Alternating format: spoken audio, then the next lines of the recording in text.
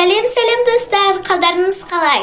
Бүгін мен сіздерге сүйкімді ботагөз ертегісін айтып беретін боламын. Ал ендеше тыңдаңыздар.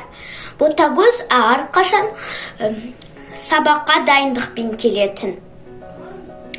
Ұстазының айтқан сөзін ішінен қайталап отыратын. Ұстазы оқушыларға алтын балық ертегісін оқып беріп, ерекше тапсырма берді. Егер де сендер алтын балықты ұстап алсаңдар, не тілер едіңдер? Қағазға жазыңдар деді. Оқушылар қуана отырып қағаздарына жазды.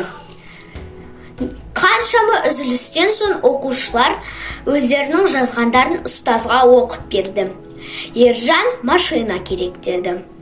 Ал Жансұлу қуыршақ қалаймын деді. Жансая үлкен үй қалаймын, ата-анаммен сол жерде бақытты өмір сүремін деді. Бірнеше бала айтты. Ботагөздің үнсіз отырғанын мұғалім көріп, Ботагөзге айтты. Ботагөз, тұра ғой, сен не жаздың деді. Ботагөз тұрды да былай деді. Мен алтын балықты ұстап алсам, мынандай тілек тіреледім. Анама денсаулық сұрап, анам ауырып қалса, мен анамды қатты уайымдаймын.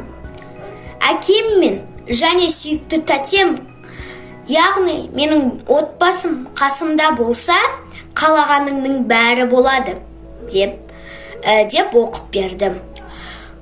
Мұғалім сүйкімді Ботагөзге ерекше таңырқай қарады. Сыныптастары да терең ойға батып кетті. Осымен біздің ертегі аяқталды. Ал ендеше сау